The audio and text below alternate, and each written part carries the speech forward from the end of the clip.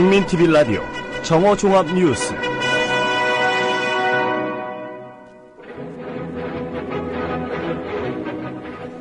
박원순 서울시장이 중앙정부의 약속 위반 때문에 지방재정이 파탄 지경이라며 중앙정부가 이를 책임져야 한다는 입장을 밝혔습니다.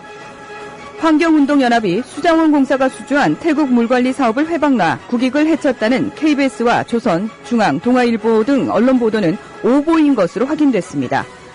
여야가 2007년 남북정상회담 대화록과 관련 자료 열람 요구를 통과시킨 것을 두고 입법부가 법을 위반하고 남북관계 파탄을 조장하고 있다는 비판의 목소리가 커지고 있습니다. 민주당 신경민 최고위원은 국회 본회의 국조계획서 승인 투표에서 새누리당 국정조사위원 대부분 기권하거나 불참, 심지어 반대하는 식의 태도를 보였다며 새누리당이 고의적으로 국정조사를 방해하고 있다고 주장했습니다. 이상은 이 시간 주요 뉴스입니다.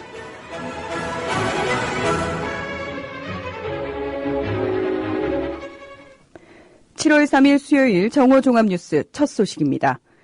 박원순 서울시장이 중앙정부의 약속 위반 때문에 지방재정이 파탄 지경이라며 중앙정부가 이를 책임져야 한다는 입장을 밝혔습니다. 박 시장은 오늘 CBS 라디오에 출연해 지난 정부 김황식 총리가 새로운 보육체계로 말미암아 생기는 비용은 지방정부에 더 이상 부담 안 시키겠다고 약속을 했는데 이를 안 지켜서 지금 어려운 상황이 됐다면서 지방정부의 재원은 주로 취득세인데 부동산 경기 침체로 계속 줄고 있다고 어려움을 호소했습니다. 박 시장은 어떻게 하든 무상교육을 해야 하는데 문제는 지방정부를 쥐어짜서는 한계가 있는 것이라며 이런 보편적 복지에 대해서는 기본적으로 중앙정부가 해야 한다고 강조했습니다. 박원순 시장의 말입니다. 잘 아시잖아요. 지금 지방정부의 세원은 취득세입니다. 주된 게. 그렇죠. 근데 취득세는 지금 부동산 경기라든지 이런 거 계속 지금 줄고 있잖아요. 예. 그러니까 오히려 감추경을 해야 될 상황에 이렇게 그걸 하니까 그리고 또 저는 이 인수위 시절에 그 박근혜 대통령께서도 그때 분명히 엄명하시기를 이런 보편적 복지는 중앙정부가 부담하는 게 맞다 이렇게 얘기를 하셨어요. 더 이상 늘어나는 건 더 이상 지자체에다 부담시키지 않겠다 이런 약속을 하셨다고요. 예, 그렇습니다. 근데 다른 광역단체들은 그럼 어떻게 추가 경정 예산을 또 짰네요?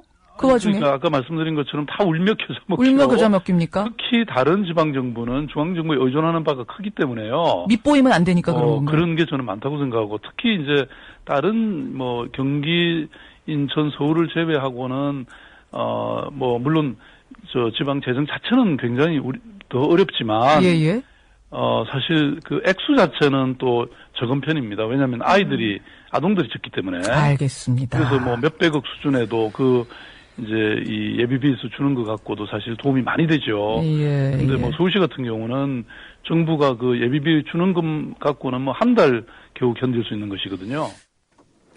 환경운동연합이 수자원 공사가 수주한 태국 물관리 사업을 회방놔 국익을 해쳤다는 KBS와 조선, 중앙, 동아일보 등 언론 보도는 오보인 것으로 확인됐습니다.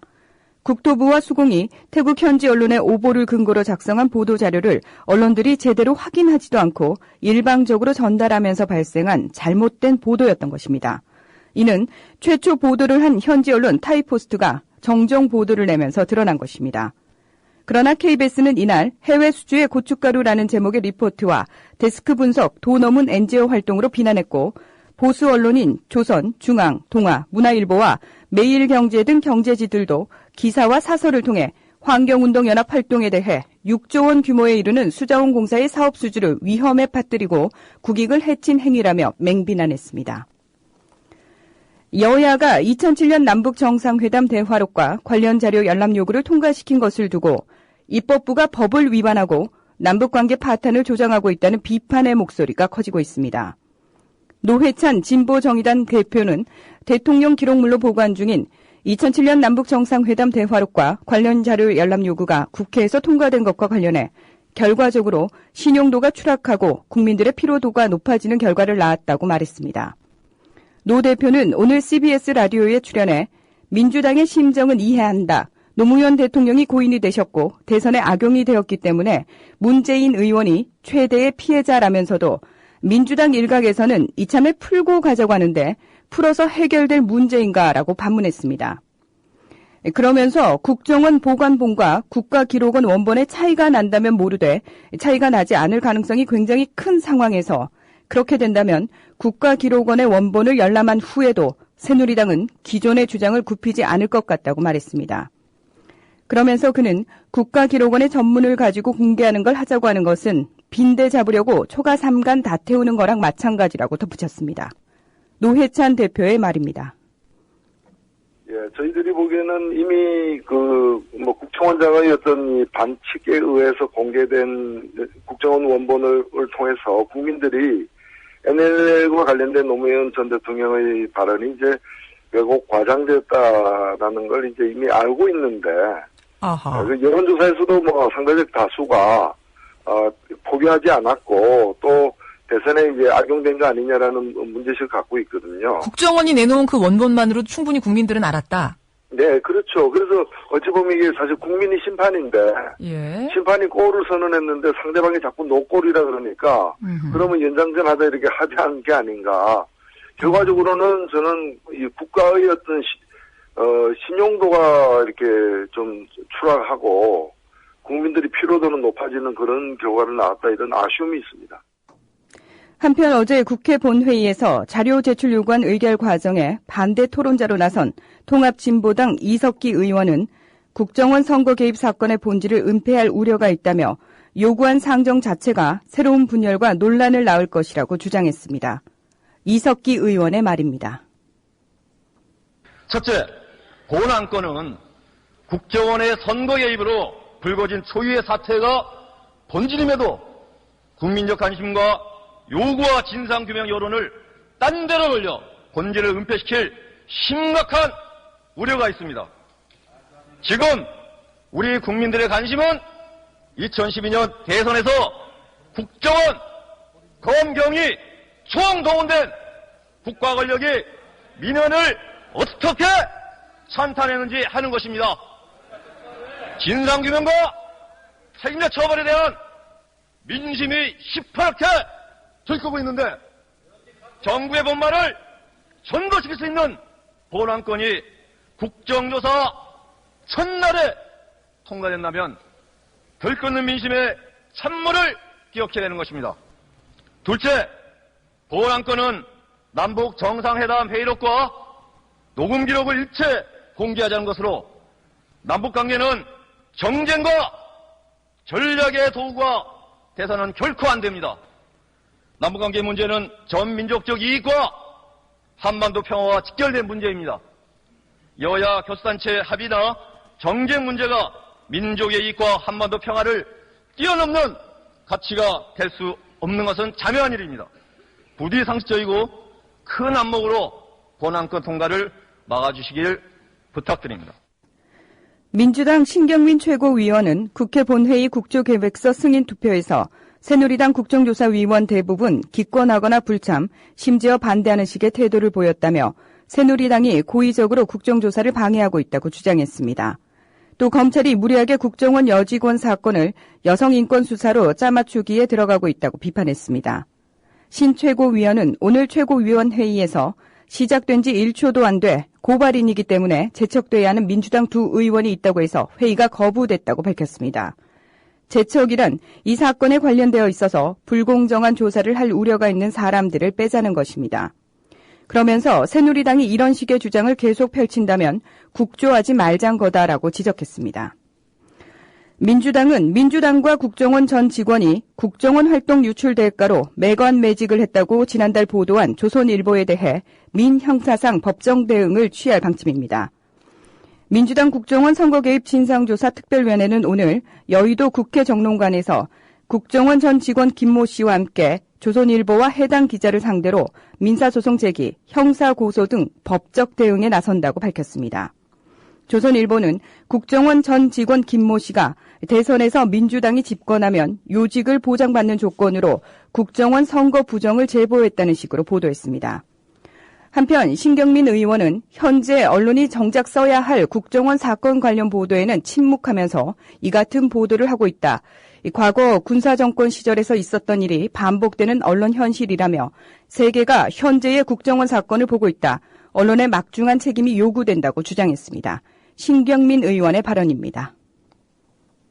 언론은 신속과 정확이라는 두 가지의 기준을 가지고 보도를 하는 건데요.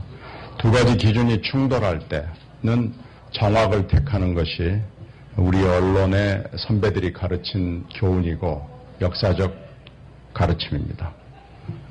신속보다는 정확하다는 가치가 훨씬 더 중요하다는 얘기입니다. 그런데 작금의 이 국정원 사건과 관련된 보도를 제가 선배 언론인으로서 보고 있노라면 참으로 이상한 느낌이 듭니다. 이런 시기가 60년대, 70년대, 80년대에도 있었습니다.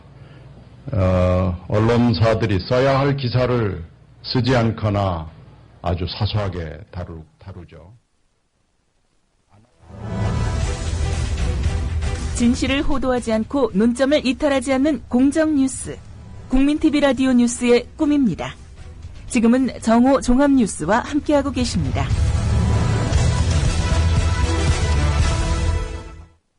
국민TV 라디오 논평입니다. 오늘은 비밀대화 보도한 한겨레 최성진 기자는 무죄라는 주제로 본방송 정운현 이사의 논평이 이어지겠습니다. 지난해 10월 정수장학회 지법내각 관련 내용을 특종 보도했던 한겨레 최성진 기자에게 검찰이 어제 징역 1년, 자격정지 1년을 구형했습니다. 말하자면 실형을 구형한 셈입니다.